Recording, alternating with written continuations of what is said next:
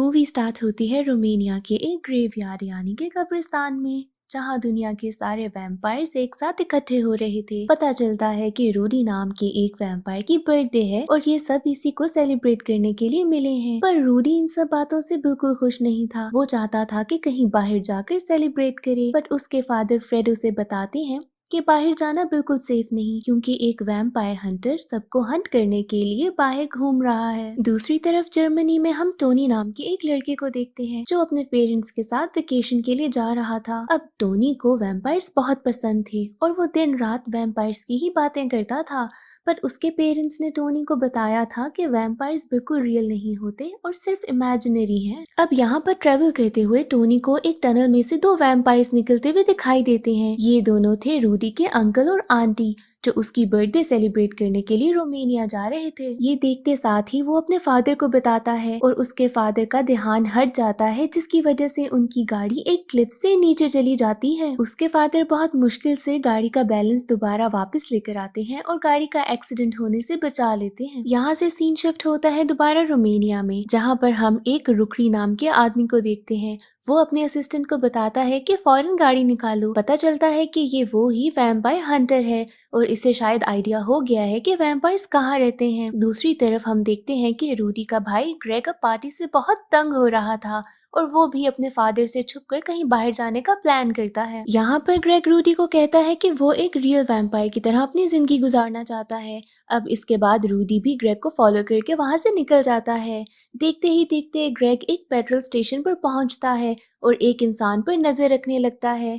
यहाँ पर ग्रेग उसका खून पीने के बारे में प्लान कर रहा था। रूडी छुपकर अपने भाई को देख रहा था और यहाँ पर उसकी नजर पड़ती है रुकरी पर, जिसके हाथ में एक डिवाइस थी जिसकी मदद से वो इन दोनों तक पहुंच चुका था।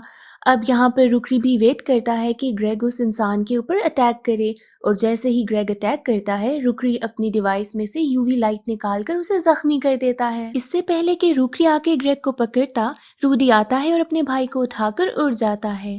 अब यहाँ पर इसके बाद रुकरी भी उनको फॉलो करने लगता है, क्योंकि वो चाहता था कि वो देख सके कि ये लोग आखिर कहाँ जाकर छुपेंगे। अब दूसरी तरफ हम देखते हैं टोनी और उसके पेरेंट्स को, जिनको कोई लोग आते हुए दिखाई देते हैं। पता चलता है कि ये वो ही ओल्ड कपल था जो कि कैसल का ओनर है।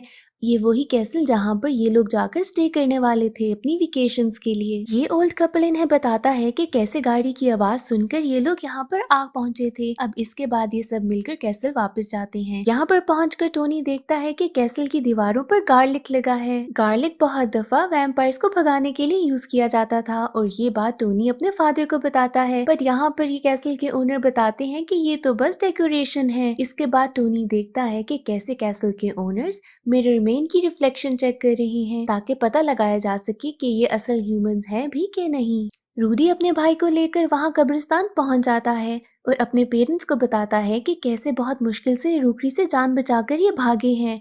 वहां पर रुकरी भी कब्रिस्तान पहुंच जाता है और वहां के गेट को लॉक लगा देता है। अब यहाँ पर रूडी के फादर सब गेस्ट्स को बताते हैं कि इन्हें यहाँ से फौरन भाग जाना चाहिए। यहाँ से सिर्फ रूडी, उसके पेरेंट्स और एना ही भाग पाते हैं और गेट पर लॉक लगने की वजह से सारे गेस्ट वहीं पर फंस जाते हैं। रास्ते में इन लोगों को रूडी के अंकल आंटी मिलते हैं, जो बर्थडे सेलिब्रेट करने के लिए जर्मनी से आ रहे थे। ये लोग सब उनको रुकरी के बारे में बताते हैं, जिसके बाद अंकल आंटी उनको कहते हैं कि ये सब लोग जर्मनी उनके साथ चले, उनके साथ रहने के लिए। अब इतनी देर में रुकरी भी इनके पीछे आ जाता है और अपनी गाड़ी के ऊपर लगी हुई यूवी लाइट से फ्रेड को जख्मी करता है। रूडी अपने फादर को बचाता है और ये लोग भागने लगते हैं। अब रुकरी अपने असिस्टेंट से कहता है कि अपने पायलट दोस्त को कॉल करो ताकि वो एरोप्लेन में आए और इनको फॉलो करे। जल्द ही उसका फ्रेंड एक एरोप्लेन लेकर आ जाता है, जिसके बाद वो सब उनको फॉलो करने लगते हैं। अब यहाँ पर रूडी समझ जाता है कि ऐसे तो ये सब पकड़े जाएंगे, तो कुछ करना पड़ेगा। वो खुद को अपनी फैमिली से दूर कर लेता है, जिसके बाद रुकरी उसको फॉलो करने लगता है और ऐसे उसकी फैमिली आराम से बचकर भाग जाती है। रूडी छुपकर एक जंगल में चला जाता है, जिसके बाद रुकरी अपने असिस्टेंट के साथ एक पैराशूट से नीचे उतरता है ताकि वो रूडी को ढूंढ सके। अब यहाँ पर रूडी उड़ता हुआ एक कैसल के पास जाता है। ये वही कैसल था जहाँ पर टोनी रुका हुआ था।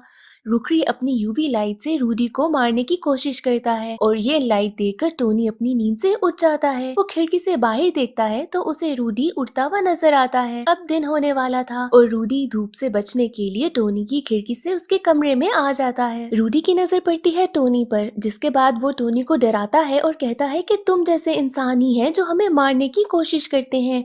अब ऐसी आवाजें सुनकर कैसल के ओनर आते हैं, बट यहाँ पर टोनी उन्हें रूडी के बारे में कुछ भी नहीं बताता। ये देखकर रूडी समझ जाता है कि टोनी पे ट्रस्ट किया जा सकता है, वो एक अच्छा इंसान है। अब बहुत ही जल्द रूडी और टोनी में दोस्ती हो जाती है और यहाँ पर टोनी नोट करता है कि रूडी की रिफ्लेक्शन शीशे में नजर नहीं आ रही। अब वहाँ पर बाकी वैम्पायर्स की तरह रूडी की फैमिली भी कॉफिन्स में नींद पूरी करती है क्योंकि दिन हो चुका था। टोनी थोड़ा थोड़ा रूडी से डर रहा था, पर रूडी उसे यकीन दिलाता है कि वो उसे कुछ भी नहीं कहेगा और वो वैसे भी जानवरों का खून पीकर जिंदा रहते हैं। टोनी अपनी रूम की अलमारी को नीचे लिटा देता है और रूडी से कहता है कि इसमें सो जाए। अब यहाँ पर दिन हो चुका था और टोनी की मॉम रूम में आती हैं। वो देखती हैं कि कैसे कमरे की अलमारी नीचे जमीन पे पड़ी है। टोनी अपनी मॉम को बताता है कि उसने यहाँ पर बस खेलने के लिए इसको नीचे रखा है। अब इसके बाद ब्रेकफास्ट का टाइम आता है। यहाँ पर टोनी को एक आइडिया आता है और वो किचन में जाकर टिन फॉइल लेता है, जिसके बाद वो रूडी को उसमें कवर करके फार्म हाउस लेके जाता है। फार्म हाउस में बहुत सी काउस थी और टोनी ने ये सब इसलिए किया था ताकि रूडी अपनी प्यास मिटा सके। अब यहाँ पर रूडी एक काउ को हिप्नोटाइज करता है, जिसके बाद वो उसका खून पीकर अपनी भूख मिटाता है। अब इस सब के बाद टोनी और रूडी अपने रूम में वापस आते हैं, जहाँ पर टोनी नोट करता है कि रूडी थोड़ा एग्रेसिव हो गया है। अब पूछने पर रूडी उसे बताता है कि रुकरी नाम का एक वैम्पायर हंटर उसकी फैमिली के पीछे पड़ा है, कैसे वो हर वैम्पायर को मारने की कोशिश कर रहा है। रूडी उसे बताता है कि उसकी फैमिली बहुत खतरे में है। अब यहाँ पर टोनी उसे कहता है कि मैं तुम्हारा दोस्त हूँ और मैं तुम्हारी मदद करूंगा। यहाँ पर रूडी ऐसा बिहेवियर देख के बहुत हैरान होता है कि कैसे इंसान भी इतने अच्छे हो सकते हैं। दूसरी तरफ फार्म हाउस में जिस काऊ को रूडी ने काटा था वो वैम्पायर में चेंज हो जाती है। अब इसके बाद रात को रूडी टोनी को अपने साथ उड़ाने के लिए लेके जाता है। टोनी को ये एक्सपीरियंस बहुत ज्यादा अच्छा लगता है, बट एक गड़बड़ हो जाती है क्योंकि कैसल के ओनर्स उन्हें देख लेते हैं। साथ साथ रूडी नीचे देखता है और उसकी नजर पड़ती है रुकरी पर, जो कैसल तक पहुंच चुका था। रुकरी उस कैसल के ओनर्स के पास जाता है और बताता है कि कैसे यहाँ पर एक वैम्पायर आ चुका है। अब इसके बाद कैसल के ओनर उसे टोनी के रूम में लेके जाते हैं, जहाँ पर रूम की तलाशी लेने के बाद उसे समझ आ जाती है कि यहाँ पर कोई वैम्पायर जरूर आया था। अब इसके बाद रुकरी मिरर्स लेकर टोनी के पेरेंट्स को चेक करता है कि उनकी रिफ्लेक्शन नजर आ भी रही है कि नहीं। अब यहाँ पर कंफर्म हो जाता है कि टोनी के पेरेंट्स तो वैम्पायर्स नहीं हैं। दूसरी तरफ रूडी और टोनी उड़ रहे थे। रूडी टोनी को एक जगह पर बिठाकर अपने पेरेंट्स के पास जाता है और जाकर उन्हें बताता है कि कोई ऐसा जरूर है जो उनकी मदद करेगा। अब इसके बाद वो टोनी के पास जाता है और उसको लेकर अपने पेरेंट्स के पास लेकर आता है। टोनी यहाँ पर रूडी की फैमिली से मिलकर बहुत खुश होता है, बट यहाँ पर सब हैरान हो जाते हैं कि कैसे टोनी इनसे डर नहीं रहा।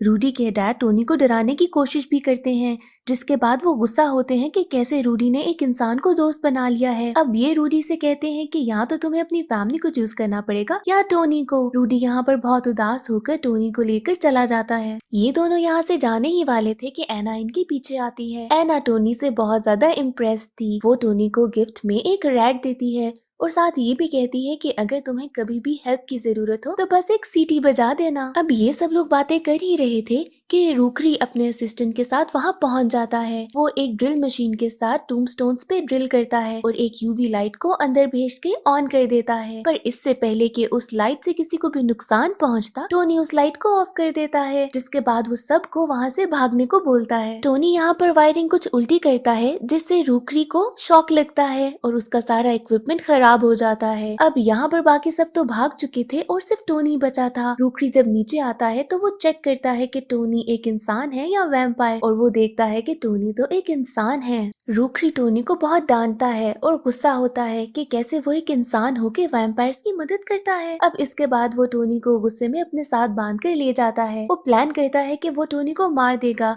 बट यहाँ पर उसका असिस्टेंट उसका साथ नहीं देता। टोनी को एक आइडिया आता है, जिसके बाद वो रूखरी से कहता है कि अगर तुमने मुझे पानी में फेंक दिया तो मेरे दोस्त मुझे बचाने के लिए जरूर आएंगे। इस प्लान को सुनकर रूखरी टोनी की बातों में आ जाता है और उठाकर टोनी को पानी में फेंक देता है। पानी में जाते साथ ही टोनी स्विमिंग करना शुरू कर देता है। रूखरी को बहुत गुस्सा आता है और वो अपने असिस्टेंट को भी उसके पीछे भेजता है कि जाकर टोनी को पकड़ो। पानी में टोनी को एना की बात याद आती है और वो सीटी बजाता है, जिसको सुनकर एना और रूडी वहां पर पहुंच जाते हैं और टोनी को पानी से निकाल कर ले जाते हैं। अब रूखरी उस कैसल वापस जाता है और शोर मचाने लगता है, जिसके बाद टोनी के पेरेंट्स जाग जाते हैं। वो कैसल के ओनर से पूछते हैं कि यहाँ पर क्या हो रहा है और रूखरी उन्हें बताता है कि कैसे तुम्हारा बेटा एक वैम्पायर है। इतनी देर में टोनी, रूडी और एना भी वहाँ पर पहुँच जाते हैं। वो देखते हैं कि रूखरी कैसल के पास ही है। ये लोग देखते हैं कि रूखरी दोबारा वापस रोमानिया जाने का प्लान कर रहा है। वो रोमानिया जाकर उन सब वैम्पायर्स को मारना चाहता था जिनको वो वहाँ पर लॉक करके आया था। ये बात सुनकर रूडी भी रोमानिया जाने का प्लान करता है और टोनी भी उसके साथ आना चाहता था, पर टोनी को ख्याल आता है कि उसके पेरेंट्स तो इस बात को कभी भी नहीं मानेंगे। यहाँ पर एना इन्हें कहती है कि तुम लोग आगे बढ़ो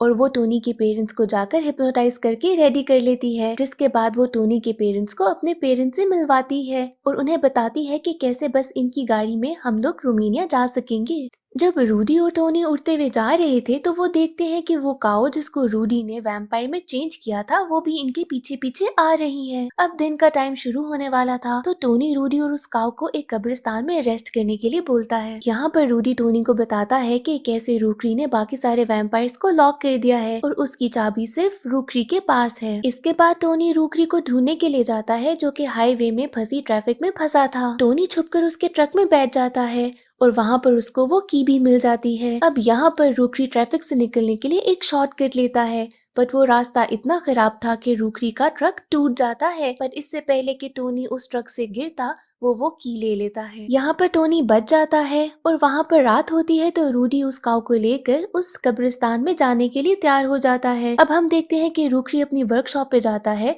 और वहाँ पर अपने असिस्टेंट को एक नई मशीन बनाने के लिए बोलता है। अब यहाँ पर रूखरी की नजर पड़ती है कि उसकी की मिसिंग है और वो समझ जाता है और फौरन उस कब्रिस्तान के लिए निकल पड़ता है। वहाँ टोनी भी उस कब्रिस्तान में पहुंच गया था और वो कोशिश कर रहा था कि किसी तरीके से सारे लॉक्स खुल जाएं, पर इससे पहले वो सारे लॉक्स खोल सकता वहाँ पर रूखरी अपने असिस्टेंट के साथ पहुंच जाता है। वो टोनी को शूट करने वाला था बट वहाँ पर रूडी आकर टोनी को बचा लेता है। गुस्से में रूखरी वहाँ दरवाजे पर एक बॉम्ब लगा देता है ताकि ये जगह हमेशा के लिए बंद हो जाए। अब रूडी और टोनी जब ये देखते हैं तो उस दरवाजे के पास आते हैं ताकि बॉम्ब को रोक सकें, बट यहाँ पर टाइम बहुत कम था और ब्लास्ट हो जाता है। ऐसे में उस कब्रिस्तान की एक दीवार टूटती है और ग्रेग बाहर आता है। वो रूखरी को बहुत मारता है। अब इसके बाद रूडी टोनी को ग्रेग से मिलवाता है। वो ग्रेग को बताता है कि कैसे टोनी उनकी हेल्प कर रहा है। अब इतने में वहाँ पर रूखरी दोबारा आ जाता है और ये तीनों वहाँ से बचकर भागते हैं। टोनी उस वैम्पायर काऊ की मदद से उड़ने लगता है। रूडी और टोनी के पेरेंट्स आपस में मिलकर अपने बच्चों को बचाने के लिए यहाँ पे पहुँचने वाले थे।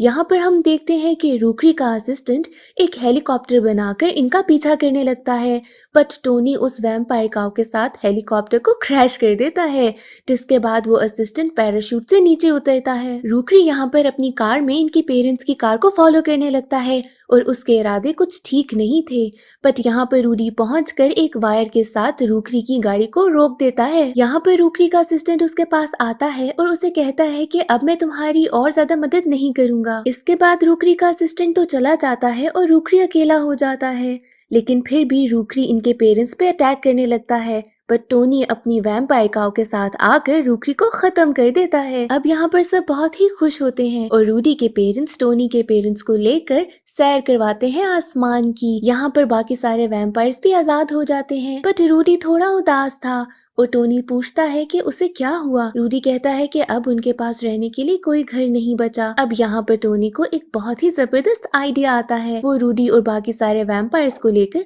उसी कैसल में जाता है जहाँ पर वो वेकेशन बिताने के लिए गया था। एंड सीन में हम सारे वैम्पायर्स को उस कैसल में शिफ्ट होते हुए देखते हैं और इसके साथ मूवी एंड हो जाती है।